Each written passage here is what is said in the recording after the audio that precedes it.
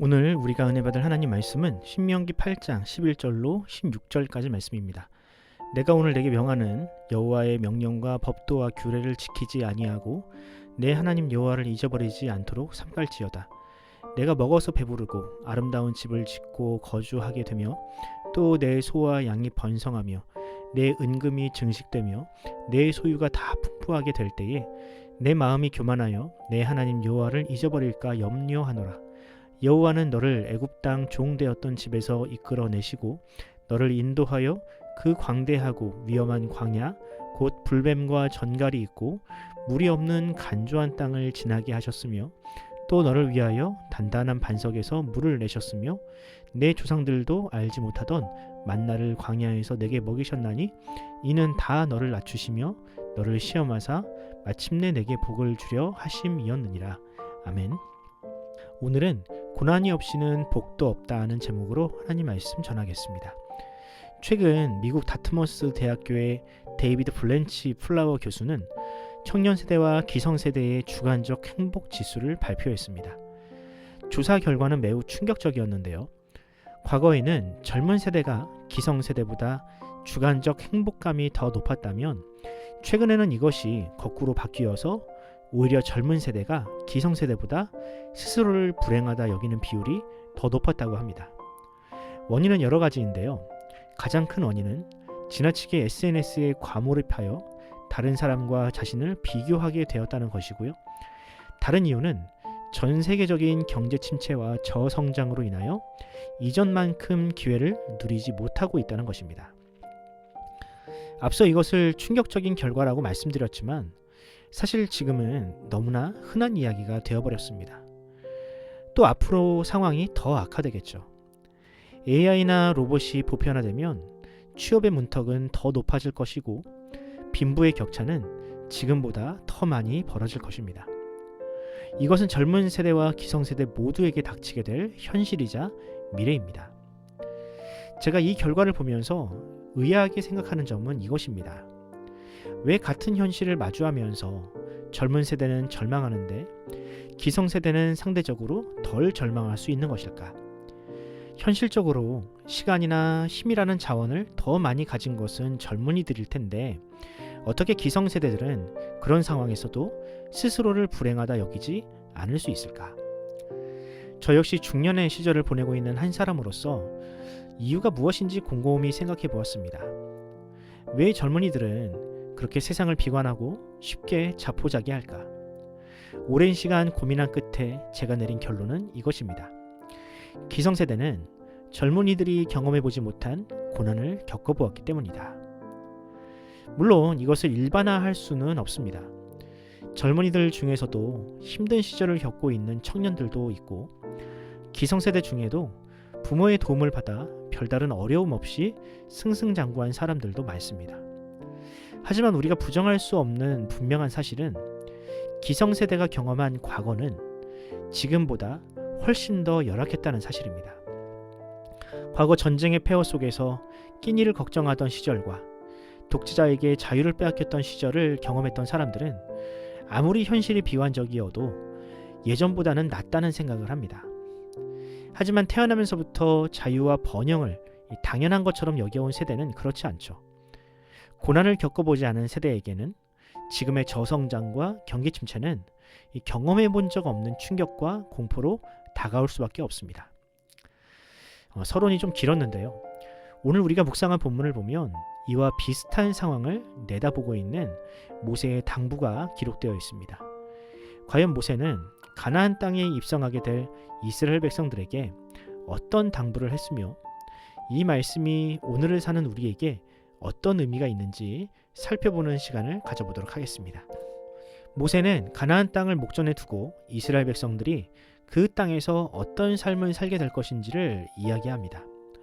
본문을 보면 그들은 배가 부를 정도로 먹게 될 것이며 자신의 명의로 된 아름다운 집을 짓고 살게 될 것이라고 이야기합니다. 또 소와 양이 번성하고 은이나 금과 같은 귀금속들도 가지게 될 것이라 합니다. 사실 이런 삶은 이스라엘 백성들에게 꿈과 같은 이야기였습니다. 왜냐하면 그들은 얼마 전까지만 해도 이집트 노예로 살았으며 40년 동안 광야에서 집도 없이 방황하는 그야말로 밑바닥 인생으로 살았기 때문입니다. 그들은 배부르게 먹어본 기억도 없고 자신의 집을 가질 수 있다는 상상조차 하지 못하고 살았습니다. 그런데 그런 고생스러운 시간이 끝나고 장밋빛 미래를 살아갈 그들에게 모세가 뭐라고 합니까? 지금까지의 고난을 절대로 잊지 말라고 합니다. 심지어는 그 고난의 이유를 하나님께서 그들에게 복을 주시기 위함이었다고 합니다. 본문 15절과 16절을 읽어드리겠습니다. 너를 인도하여 그 광대하고 위험한 광야 곧 불뱀과 전갈이 있고 물이 없는 간조한 땅을 지나게 하셨으며 또 너를 위하여 단단한 반석에서 물을 내셨으며 내 조상들도 알지 못하던 만나를 광야에서 내게 먹이셨나니 이는 다 너를 낮추시며 너를 시험하사 마침내 내게 복을 주려 하심이었느니라. 사실 저는 과거 이 말씀을 읽으면서 잘 이해가 되지 않았습니다. 불뱀과 전갈이 득실되는 광야에서의 삶이 어떻게 복을 가져다 줄 수 있습니까? 그런 고통스러운 시절을 두고두고 기억해야 할 이유는 무엇입니까? 그런데요, 지금은 그 이유를 조금은 알 것 같습니다. 여러분, 만약 이스라엘 백성들이 그런 처절한 고난을 겪어보지 않았다면 그들이 장차 누리게 될 그 풍요가 과연 감사의 이유가 되었을까요? 단지 배가 부르다는 이유로 하나님께 감사하게 되고 지붕이 있는 집에 누울 수 있다는 사실로 인하여 하나님을 찬양할 수 있었을까요? 저는 불가능하다고 생각합니다. 오히려 그것을 당연한 것으로 여기고 감사가 없는 삶을 살게 될 것이 뻔합니다. 과연 그것이 복된 삶일까요? 많은 것을 누리고 즐겨도 그것이 나에게 즐거움을 주지 못하는 인생이 과연 복된 삶일까요? 아니요, 그것은 오히려 저주에 가깝습니다. 감사가 없고 기쁨이 없는 삶은 그 자체로 지옥입니다. 실제로 사사기를 보면 고난이 없는 시대에 태어나서 하나님을 떠나고 조상들이 누리던 복을 빼앗겨버린 세대가 나옵니다. 사사기 2장 10절입니다. 그 세대의 사람도 다 조상들에게로 돌아갔고 그 후에 일어난 다른 세대는 여호와를 알지 못하며 여호와께서 이스라엘을 위하여 행하신 일도 알지 못하더라. 여기 보면 사사시대의 비극이 왜 일어나는지를 기록하고 있습니다. 그 이유는 다름 아니라 하나님을 알지 못하는 새로운 세대, 즉 고난을 모르는 세대가 일어났기 때문이었습니다. 고난이 없어 현재의 삶에 만족하지도 못하고 결국 더 큰 쾌락을 찾아 우상에게 무릎 꿇어버린 새로운 세대, 그들에게 하나님은 무엇을 선물하십니까?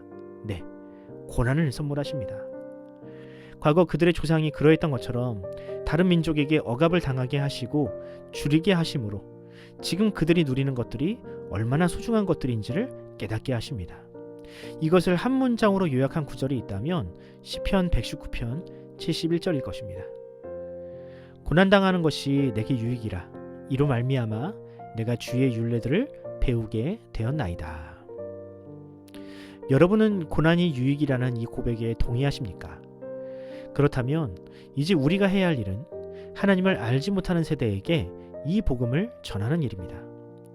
생전 처음 당하는 고난으로 인하여 삶이 무너진 사람들에게 찾아가 하나님의 말씀으로 위로하고 그들과 함께하는 일입니다. 하나님의 말씀에는 고난을 이기는 힘이 있습니다. 하나님의 말씀에는 우리 고난을 이해하시고 십자가를 지시기까지 고난당하는 이와 함께 하시는 예수님의 사랑이 기록되어 있습니다. 그러므로 사랑하는 성도 여러분, 고난은 하나님께서 주시는 복을 예비하는 마중물임을 기억하십시오. 그 고난 너머에서 여러분을 기다리시는 예수님의 위로와 사랑을 기대하십시오.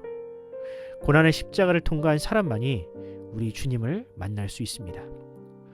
오늘 하루 고난 앞에서 좌절하지 않는 저와 여러분의 삶의 간증을 통해 이 세상이, 특히 우리 자녀들이 하나님께 돌아오게 되기를 간절히 소원합니다.